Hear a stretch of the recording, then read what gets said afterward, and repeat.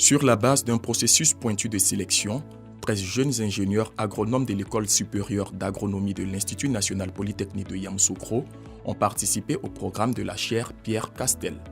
Pendant 2 mois, ils ont bénéficié d'un programme de 130 heures de formation, suivi de 4 mois de stage en entreprise, leur permettant d'être outillés pour devenir entrepreneurs. Au terme de ces différentes étapes, ils ont reçu leur certificat de fin de formation à la résidence de France à Cocody. Ce qui nous est assigné comme mission principale, c'est de former des ressources humaines de qualité capables de participer de façon efficace au développement socio-économique de la Côte d'Ivoire. Donc, quand j'entends qu'en plus d'être des ingénieurs agronomes, ils ont vocation à être des entrepreneurs, je suis doublement heureux. Ces jeunes ingénieurs agronomes et entrepreneurs ont fait montre d'un savoir-faire de qualité. En témoignent leurs réalisations. Mon produit, c'est le beurre de mangue. Il y a eu 2 facteurs qui m'ont poussé vers ce produit. D'abord la cosmétique, mais aussi le problème environnemental.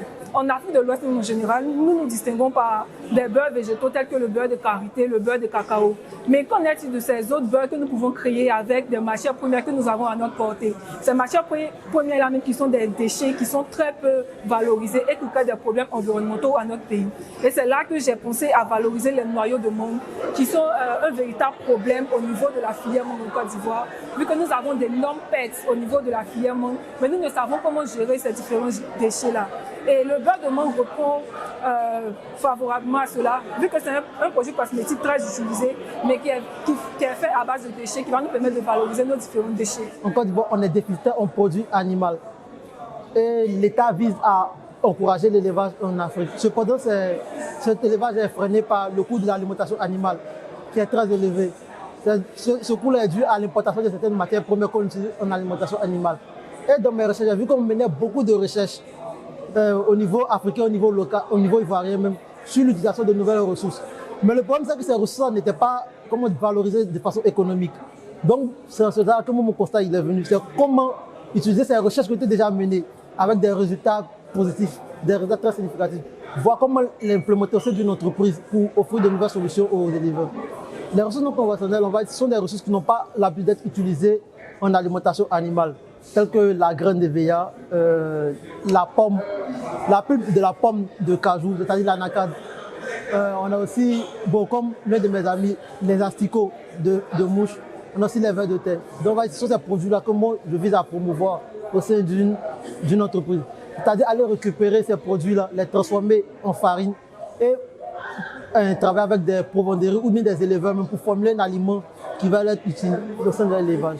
L'ambassadeur de France, hôte de la cérémonie, s'est dit fier de la réussite de ce programme et enthousiaste quant à l'avenir. On a vu des jeunes ivoiriens qui ont fait des études très pointues d'agronomie et qui, grâce à ces études, veulent créer leur propre entreprise de transformation de produits agricoles dans un pays, la Côte d'Ivoire, qui est un grand pays agricole.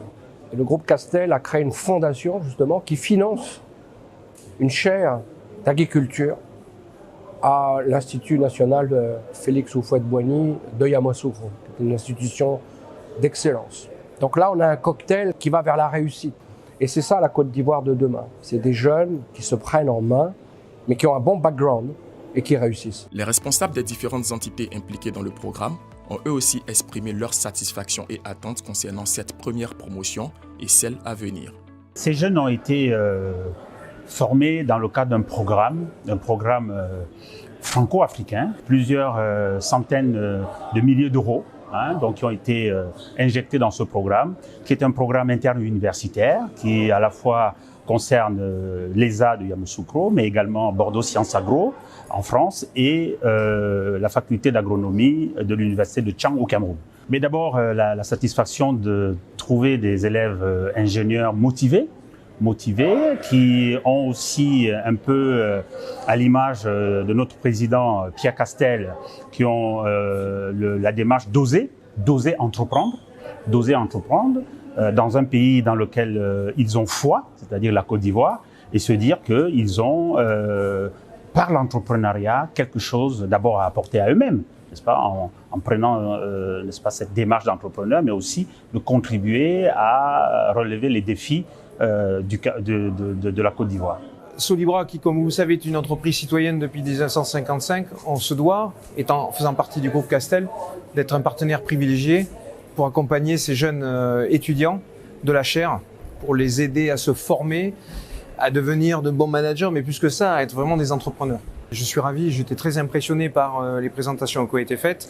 Et notamment, ce que je retiens, moi, c'est justement le stagiaire que nous avons eu au sein de notre équipe, qui a travaillé sur le projet de récupérer des coproduits, sous-produits, pour les transformer et les valoriser. Ça me conforte dans la nécessité d'accompagner d'autres jeunes dans les prochaines sessions pour qu'ils puissent aussi bénéficier de nos compétences, des équipes, de l'expertise, et que pour ensuite ils puissent développer leur entreprise, créer des emplois et semer la bonne parole. Aujourd'hui, vous avez 13 étudiants, ingénieurs agronomes, mais ils auront une double casquette et deviendront également, s'ils le souhaitent, entrepreneurs demain dans des projets qui leur tient à cœur. On a vu quelques-uns qui ont déjà des prototypes qui ont vu le jour, donc avec de la production. Il faudra qu'on les accompagne dans le cadre de l'incubateur qui existe au sein de l'INPHB pour qu'ils n'abandonnent pas leur projet et qu'ils continuent de progresser, parce que l'aventure, elle est longue, elle n'est pas simple, l'aventure d'entrepreneur, mais il faut cet accompagnement. Et l'INPHB, avec l'ensemble des incubateurs qui sont en son sein, permet justement d'apporter cet accompagnement et le soutien des différents partenaires, y compris la Fondation Pierre Castel, est un soutien de plus pour nous aider justement à accompagner cette jeunesse.